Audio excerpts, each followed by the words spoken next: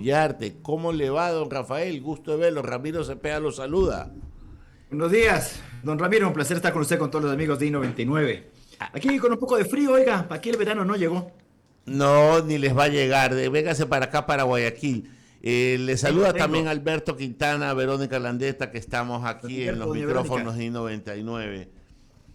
Oiga, Rafael, invocando su capacidad de síntesis siempre un poco para sacarle jugo a la entrevista, ya, cuando yo estudié Derecho Municipal en la Universidad Católica de Guayaquil, el habeas corpus era un recurso que lo administraba el alcalde de la ciudad y que tenía relación con una detención que se considerara ilegal y traían a presencia, porque habeas corpus, si mal no recuerdo, es traer el cuerpo a presencia de, ¿ya? Y el alcalde resolvía.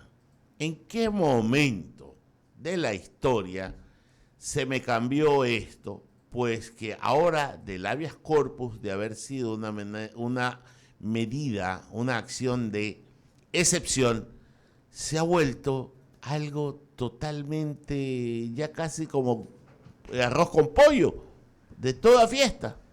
Buenos días. Efectivamente, don Ramiro. Efectivamente, hasta la Constitución del 98, inclusive, desde el habeas corpus de la Constitución del 29, cosa que venía desde tiempos coloniales, era conocido por los alcaldes, ¿cierto? Como usted lo ha dicho. Y había una razón, alcaldes hay en cada cantón, porque eran alcaldes o presidentes de consejo. ¿Se acuerda que había también presidentes de consejo y no alcaldes en las ciudades más pequeñas? Entonces, claro, como alcaldes o presidentes de consejo había en todo el país, ellos eran los que conocían el habeas corpus, porque podía ocurrir que en algunas localidades no existiesen jueces. Por esa razón se les asignaba a los alcaldes. Pero ya en el año 2008 se entendió de que eso se debía superar y que se debía entregar esto a jueces. Pero no solamente cambia el habeas corpus respecto de que antes lo conocían los alcaldes y ahora los jueces, sino que usted recordará que hasta antes del sistema actual usted tenía dos acciones para los casos de privación de libertad. Si la privación de libertad era sin orden judicial, usted proponía el habeas corpus ante el alcalde, ¿cierto? Pero si se trataba de un auto de prisión preventiva, usted tenía que proponer un amparo de libertad. No sé si se acuerda del amparo de libertad regulado en el Código de Procedimiento Penal, que era una garantía legal, estaba en la ley, no en la Constitución. Entonces, nosotros siempre tuvimos estas dos cosas. Frente a detenciones arbitrarias, el habeas corpus; frente a autos de prisión preventiva, amparo de libertad. Esto se unifica con la Constitución actual. Entonces, ¿qué nos dice la Constitución? Si es que una persona es detenida sin orden judicial o sin seguir las reglas para su detención, el habeas corpus ante cualquier juez de primer nivel. Pero si se trata de un auto de prisión preventiva, es decir, si la privación de libertad proviene de una orden judicial, ya no son los jueces de primer nivel, sino las salas de las cortes provinciales. Y la Corte Constitucional, en virtud del artículo 61 de la Ley de Garantías, estableció este famoso habeas corpus correctivo, siguiendo la jurisprudencia interamericana, agarrándose en algo de una disposición de la ley, indicando que si la persona está condenada, porque antiguamente usted no tenía ni habeas corpus ni amparo de libertad contra condena, es decir, sentencia condenatoria, hasta ahí nomás has llegado. Fuera habeas corpus, fuera amparo de libertad. Pero ahora, con esta regla jurisprudencial de la Corte, si es que usted está condenado con una sentencia ejecutoriada, cabe el famoso habeas corpus correctivo con la finalidad de proteger otros derechos fundamentales, que no es la libertad personal, sino, por ejemplo, el derecho a la salud y el derecho a la vida. Entonces, usted está privado de su libertad, no quiere decir que ha dejado de ser persona y no quiere decir que no tenga derechos fundamentales. Entonces, ¿qué ocurre si una persona está enferma, pero está condenada? Eso no quiere decir que usted le deje morir, pues. ¿Ya? Le tiene que dar atención médica. Si no se la da, ahí viene el famoso habeas corpus correctivo. Hasta ahí estábamos bien, no había ningún problema, teníamos bien claro cómo era el tema. Si es que usted es detenido sin orden, se va ante un juez de primer nivel con un habeas corpus. Si usted es privado de su libertad con un auto de prisión preventiva, salas de las Cortes Provinciales para que analicen la regularidad del auto de prisión preventiva. Y si usted está cumpliendo condena, pero el cumplimiento de la condena se da en unas condiciones que son contrarias a los derechos fundamentales, tiene el famoso habeas corpus correctivo, que, ha dicho la Corte, debe ser conocido por los jueces de garantías penitenciarias. No está mal eso. Y donde no los haya, porque hay localidades donde habiendo centro de privación de libertad no hay juez de garantías penitenciarias, cualquier juez de primer nivel, ha dicho la Corte. Eso no quiere decir que yo puedo irme en esos casos a cualquier parte, como ocurrió con Glass y el tema de Mataje, donde no hay centro de privación de libertad. ¿Qué pasa? ¿Qué ocurre? Que en ese fallo 367 de la Corte Constitucional nos dicen que excepcionalmente se pueden adoptar medidas alternativas a la privación de libertad, cosa que ya nos comenzó a llamar la atención, porque uno decía, el habeas corpus correctivo no tiene por finalidad que la persona recupere la libertad. ¿Por qué razón? Porque está cumpliendo condena, pues. Y el habeas corpus no puede dejar sin efecto una sentencia condenatoria, lo ha dicho la propia Corte Constitucional, por si acaso. No se trata de una acción extraordinaria de protección, no se trata de un recurso de revisión penal. Entonces, la persona tiene que cumplir la pena y tiene otros mecanismos para impugnar los fallos condenatorios, que no es el habeas corpus.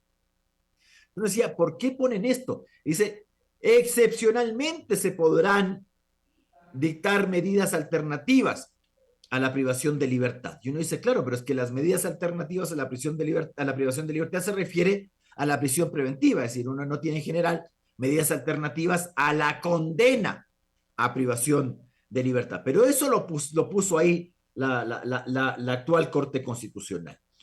Y nos dijo que había unos casos en los cuales no era posible. Es decir, en el caso de delitos contra grupos vulnerables, en los casos que causen alarma social, etcétera, etcétera. Bueno, harto oscuro la jurisprudencia de la Corte. Pero esto ha servido ahora para que ocurran esta clase de cosas. Ya hace harto rato se dijo, la Corte Constitucional tiene que o corregir esos precedentes o al menos aclarar. No ha ocurrido. Qué ha bueno. seleccionado el caso de Mataje. Qué bueno, Rafael, que ha invocado su capacidad de síntesis. Me imagino que si no la hiciera. Oiga, yo tengo algunas cosas que preguntarle. Cuando nos enseñaban en las facultades, también en la facultad, el alma de la toga de Osorio o el decálogo del abogado de Couture, de las cosas que invitaban a quienes estudiábamos la materia y luego al ejercicio. Me le está haciendo propaganda a un café, por favor. No, tapé la marca. Por favor. Invocaban el que el abogado tiene que litigar con lealtad, no solo a su cliente, sino al derecho.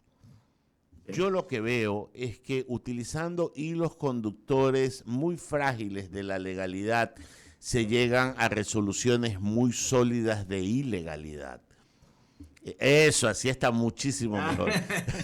Entonces, llegar a ese escenario, Rafael, yo le hago una pregunta. Leyendo ese comunicado de la Presidencia de la República, solo dígame usted, que es un abogado en ejercicio intenso del derecho, ¿no se puede monitorear este tipo de acciones de tal manera que no nos vengan a decir que nos cogen de improviso, que no hemos sido notificados, que no hemos sido legalmente notificados? Si sabemos con qué joyitas estamos tratando, debemos tener un buen orfebre para que no nos vean la cara. ¿Sí se puede monitorear o no se puede monitorear? Sí se puede, toda vez que en el caso de Puerto Viejo, independientemente de que el juez metió las patas absolutamente, el presidente de la República también lo ha hecho con ese comunicado, ¿eh? Porque ahí se equivoca. No es que, y lo digo, a ver, yo puedo estar en contra de la jurisprudencia de la Corte, pero la Corte Constitucional sí nos ha dicho que usted puede promover más de un habeas corpus simultáneamente si es que las circunstancias varían. Entonces, claro, ¿qué dice ese comunicado? Que hay un habeas corpus presentado acá en Quito, que no se podía presentar entonces en Puerto Viejo. No, sí se puede, ha dicho la Corte. La Corte tendrá que corregir sus precedentes, pero es un precedente de la Corte Constitucional. Sí se puede. Me extraña que el presidente de la República o su asesor jurídico no conozcan esos precedentes de la Corte, primero. Segunda cosa, escoger los fallos que se cumplen y los que no se cumplen también es Bueno, ¿cómo es que el presidente nos dice que no puede meterse en el tema de las decisiones judiciales? Cuando te gustan las decisiones judiciales, me sales con el tema de yo no puedo meterme y tengo que cumplir. No, no tengo la culpa, pero cuando no te gustan, ahí sí. Claro, yo entiendo también la posición de la presidencia porque esto huele otra vez al famoso pacto gobierno-correísmo, ¿no? Estas cosas extrañas que están ocurriendo. Pero ya el presidente nos dice, no vamos a cumplir, está diciendo frontalmente. Claro. Eh, pero ojo, no es que el juez de Portoviejo lo hizo así nomás.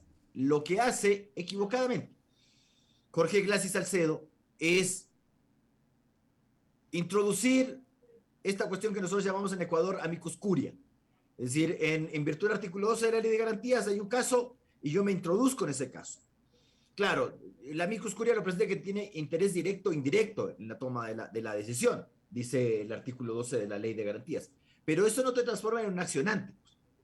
Eso no te transforma en un afectado. O sea, si eres afectado, tienes que accionar. Ahora, el juez encima de todo toma en cuenta esa especie de amicus curia como que son afectados por la decisión, con lo cual ya no serían amicus curiantes sino legitimados en activa, pero bueno, es una cuestión más técnica que otra cosa. Pero ahí el juez se equivoca del medio a la mitad. Claro que usted puede dictar un fallo con efecto intercomunis, por supuesto. ¿Qué quiere decir esto de efecto intercomunis? Puede ocurrir que un acto afecte no solo al demandante, sino a otros. Entonces el juez lo que puede hacer es, yo concedo la acción de defensa de derechos, llámele acción de protección, habeas data, habeas corpus, y lo extiendo no solamente al que me demandó, sino a otros afectados directos. Pero en este caso eso era imposible. ¿Por qué razón? Porque las razones por las cuales se ha privado de su libertad y se encuentra mantenido privado de su libertad, quien accionó el habeas corpus no son las mismas que las de Salcedo y que las de Glass. De hecho, el caso de Salcedo y el caso de Glass no son iguales. Me voy a tratar de explicar lo más sencillamente posible. Es como que el día de mañana, por ejemplo, una autoridad administrativa suprima la partida a todos los que pertenecen a la dirección de no sé qué cosas de talento. Y solamente uno demanda. Entonces, el juez, ¿qué puede hacer? En este acto le han suprimido la partida a Sutano, Fulano y Perencejo. Pero solo Sutano demandó. Pero como es el mismo acto, le voy a dar efectos intercomunes. Lo que le estoy dando en beneficio de Sutano, también se lo doy a Fulano y Perencejo, que están afectados por el mismo acto. Hoy día conversamos con un colega y me decía, y en el habeas corpus es difícil hacer eso. Bueno, yo le decía, pongamos un caso. Pongamos un caso en el que se dicta un auto de prisión preventiva contra 3 personas, Fulano, Sutano y Perencejo, y solo Sutano propone el habeas corpus ante la Corte Provincial. Y resulta que la Corte Provincial estima de que el auto de prisión preventiva está en el origen mal dictado, entonces sí le puede dar efecto intercomunis. Pero en este caso, ¿cuál es el efecto intercomunis? ¿Acaso Salcedo, acaso Glass y acaso el fulano que presentó el habeas corpus están en las mismas condiciones? Eso me está diciendo, ¿cómo adivina eso el juez además? Entonces, eso de esos efectos intercomunes, nada que ver. Sí, de eso también, de eso también, Rafael, hay un caso de hace unos meses en que un general de policía presentó un recurso que lo presentó individualmente, pero que benefició a los 4 generales para ser reintegrados a su posición. O sea, eso lo entiendo. Pero esto del amicus curiae, que significa ser amigo de la corte, termina siendo ser enemigo del derecho. Entonces, termina siendo una tomadura de pelo. Pero ojo, aclaremos eso también del amicus curiae. A ver, es por ejemplo, digamos, hay una orden de clausura contra una empresa. Y usted dirá, claro, ¿quién es el afectado? ¿A quién se le violan los derechos fundamentales? De la persona jurídica, naturalmente. Y usted dirá, pero si yo trabajo ahí, claro, yo le diré, sus derechos no están siendo violados. Lo que pasa es que usted tiene un interés directo. Porque, claro, si le cierran la empresa, usted ya deja de trabajar. Entonces, usted puede presentar la amicus curia porque su trabajo depende de que la empresa esté en funcionamiento. Ahí uno entiende la amicus curia. Pero la amicus curia no es a mí mis derechos fundamentales me están violando por el mismo acto. Eso no es amicus curia. Además, tercería coadyuvante, según el artículo 12, solo hay tercería coadyuvante en favor de la autoridad, no tercería coadyuvante en favor del accionante. Para eso opera la amicus curia, que tiene otra finalidad. Rafael, queremos agradecerle, ya tenemos la otra entrevista en plataforma, siempre es interesante conversar con usted y celebro que cada día su capacidad de síntesis vaya increciendo, ya, pero no me haga publicidad de un café ahí en la pantalla, ya. Que tengas un buen día, Rafael, un gusto. Un abrazo y que gane Barcelona Siempre. Muchísimas gracias. Alberto. 9:02 saludando ya a Jaime Velázquez.